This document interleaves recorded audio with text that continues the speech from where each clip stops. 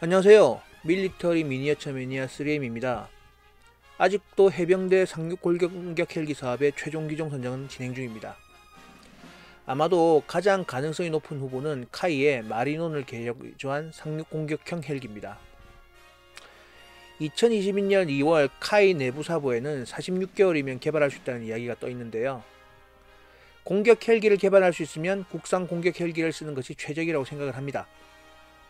국내 기술이나 국내 자본으로 제작된다는 것을 넘어서 향후 업그레이드나 수리 때 신속하게 부품을 교체하고 개발할 수 있는 무기의 운용을 효율성에서 자국 개발이 가장 좋은 방법임은 분명합니다. 하지만 여기서 주의해야 할 부분은 이 사업의 특성은 상륙 공격 헬기 사업이라는 점입니다. 그렇다면 카이가 이야기하는 마리논 개량형 공격 헬기는 공격 헬기가 아닌가요? 예, 공격 헬기 아닙니다. 정확하게는 공격 헬기가 아니라 무장 헬기가 맞습니다. 무장 헬기는 다목적 헬기에 무장을 탑재한 형태를 의미합니다. 그러면 공격 헬기는요? 공격 헬기는 공격 헬기로 설계된 기체를 의미해요. 다목적 헬기에 비해 탑승 인원들의 기능은 열세지만 오직 지상제압을 위해서 설계된 헬기로는 무장이나 장갑, 기동성이 뛰어난 헬기입니다.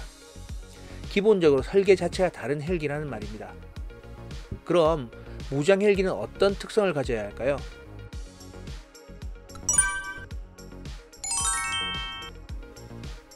최초의 무장 헬기는 월남전에서 다목적 수송 헬기인 UH-1이 병력을 공수하기 전에 미리 착륙 지점을 제압하는 것이 목적이라 몇 가지 요구사항이 있었어요.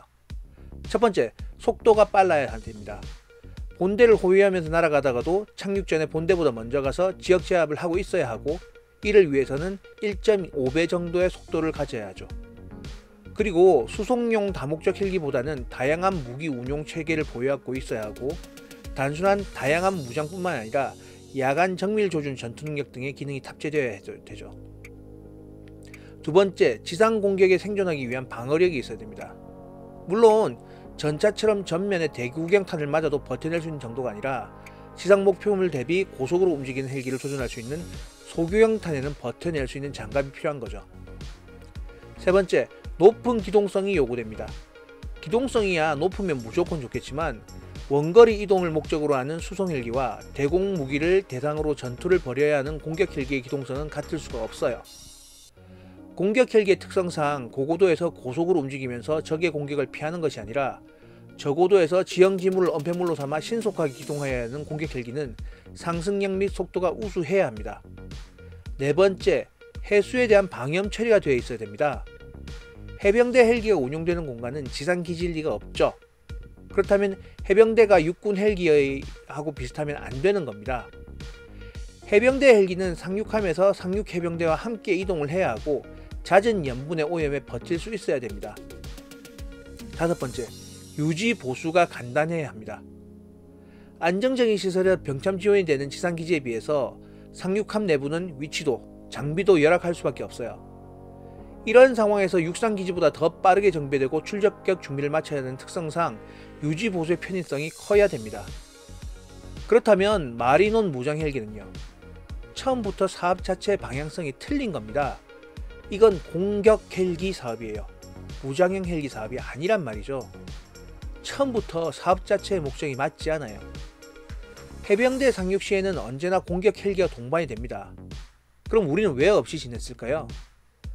그거는 처음부터 주적인 북항공군을 상대로 상륙작전을 펼치는 시점에 미 해병대의 합동작전을 통해서 미 해병의 공격 헬기의 지원을 받는다는 전제로 작전이 수립됐기 때문입니다. 그럼 지금은요?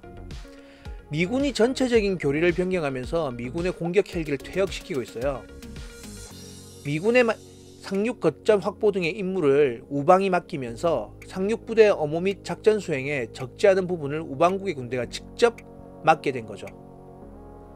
우리는 국경을 맞대고 있는 주적과 전시에는 주력 지상군과 함께 상륙부대가 연계작전을 펼치는 작전계획이 수립되어 있는 상황이에요.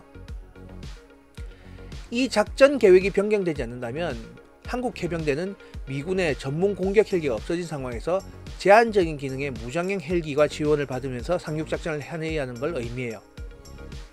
무조건 AH-1Z를 도입해야 된다는 의미는 아닙니다. 하지만 공격 헬기가 필요하면 개발 기간이나 예산을 투입해서라도 공격 헬기를 구비하는 게 맞는 것이에요. 기본적으로 마리노는 속도와 상승력, 최대 도달 고도에서 전문 공격 헬기인 AH-1Z보다 떨어집니다. 거기에 주요 부분에 대한 방어력을 강화하기 위한 장갑 추가, 무장을 위한 장비가 추가되게 되면 기존보다 증가된 중량과 속도로 기동성은 더 떨어질 수밖에 없어요. 그러면 마리논의 수송부대가 마리논 공격 헬기의 호위를 받는 게 아니라 오히려 공격 헬기를 기다려 주어야 하는 상황이 발생할 수도 있는 거죠. 전방동체가 앞뒤 직렬실고 구현돼서 피탄 면적이 남은 것은 의미가 없다고 하지만, 그러면 전방동체가 면적이 넓은 게 좋다는 이야기도 없습니다. 미국, 러시아, 중국, 유럽 모두 전문 공격 헬기는 앞뒤 직렬식 구성이고요. 좌우 병렬식 구성은 아주 소수에 불과해요. 여기서 보게 되면 동일한 축적의 모델입니다만, 하나는 다목적 공격 헬기인 블랙호크고요. 하나는 공격 헬기인 AH-1W 슈퍼코브라입니다. 정면에 보면 차이가 확실하게 보이시죠? 이제 해병은 미군의 도움 없이 독자적인 상륙 작전을 수행을 해야 해요. 미리 예상한 교리가 생각과 틀리다고 제대로 동작하지 않을 때 도와줄 미군이 없는 상황이란 말입니다. 해병대 상륙 공격 지원 헬기 사업에는 어떤 나라, 어떤 사업체가 만든 걸 떠나서 정말 해병을 지원해 줄 수 있는 바다 위의 공격 헬기가 도입되었으면 좋겠습니다.